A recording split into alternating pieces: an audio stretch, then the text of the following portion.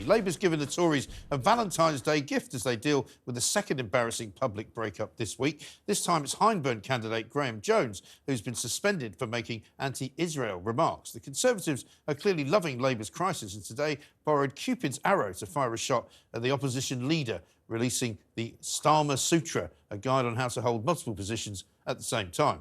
Labour responded with a modern-age mixtape, creating a Rishi Sunak Spotify playlist that includes songs like Don't Go Breaking My Pledge and Stairway to Recession. Not really, I don't think so. Joining me now in the studio to discuss this all is journalist Eve Tawfick, journalist, of course, at the Telegraph, Steve Edginton, and Spike's online columnist, Ms. Ella Whelan. Very good evening to all of you. I mean, you don't want politicians trying to be funny, do you? I mean, it never really works terribly well. It's a bit cheesy. I mean, I thought the Starmer Sutra thing was all right. But the playlist, I mean, Stairway to Recession, I mean, it's got too many syllables for a start, hasn't it? I know. I mean, I think a Rwanda-based song might be a bit more appropriate. Help me, Rwanda. I can already do that one for them. That's it, exactly. Yeah. But yeah, it's again the farcical UK government. I mean, how far are they going to take this? Can they actually concentrate on sorting this country? Yeah, I mean that would be nice, wouldn't it? That would be great. It hasn't been a great week for Keir Starmer, Stephen. I mean, you know, here's a guy who's 20-odd points ahead, or was. He's now, you know, had that lead cut. I think in a poll today it shows that the two parties are a lot closer together. And he's kind of just tripping himself up at every turn because I'm sure we're going to see many, many more Labour candidates and potential candidates having to pull out or be disowned because of things that they've said in the past, particularly about Israel. Well, it's interesting, isn't it, that this issue of anti-Semitism has sort of plagued the Labour Party for a long time. And Keir Starmer has this line that the Labour Party has changed under his leadership. Right. And I think these stories this week show that the Labour Party clearly hasn't changed in many ways.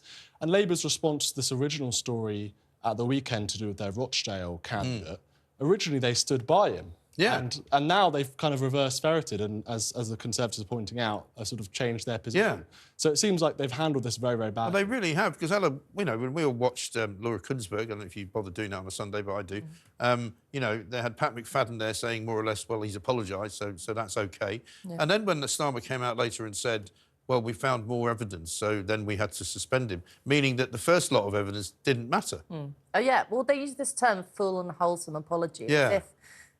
Well, it's like as if that makes it better. Right. I mean, the interesting thing was that meeting went on. Ali said what he said, and Jones said what he said, and presumably no one at the time in the meeting raised any objection. No, of course not, because they all agree with him. What was, I mean, outright, and the most basic kind of anti-Semitism, Jews in the media. Yeah. You know, that's just like, it's almost cliche. It's so obvious. And I think the problem with Keir Starmer and the Labour Party's approach to anti-Semitism is that they made it all about that it was evil Jeremy Corbyn and that wiping him out and any of his friends out was going to fix it. Obviously, Corbyn had a big issue with anti-Semitism and he turned a blind eye to it too many times. But it ignores the fact that the problem runs much, much deeper. And, you know, this is the awkward thing that they don't want to talk about. It's not that you have all these people in the Labour Party who sort of, apart from Ali, go on these sort of ridiculous anti-Semitic rants, is that they think they want to curry favour with particular sections of votes, and they think that, for example, Muslim voters are open to discussions about Palestine straying into anti-Semitism. So they kind of just feed that, and they make a cynical decision saying, we want votes, so we'll just throw Jews under the bus. And that's the problem. I mean, as for it's all quite infantile, actually, and as for the, you know, the baiting on social media with all these mixtapes, videos and pictures. I mean, you just know there's like 20-year-olds running their social media accounts and it feels like they're also making the policies. It's all really embarrassingly childish. It really is very, very childish. Let's have a listen to and a watch to some of the things that have been said. Graham Jones, first of all, we've got with his in flagrante moment. Israel again, you know. And I'm sure that all these people think that when they go home. But you will not get Israel over the line unless we go at them hard. Eve, I think it's right, isn't it, that what Ella says, there's a lot of posturing that goes on the left. Yes. So that, you know, they want certain people to believe that they're anti-Israel, even if they might not necessarily be. Although I would actually question how much anti-Israel sentiment runs through the public itself, and is this a smart move for the left at all? Is this a smart move for anyone? I don't think it is. I think a lot of people are pro-Israel, and there's a lot of discussion around it. And I don't think the anti-Semitism stance is particularly going to curry favour.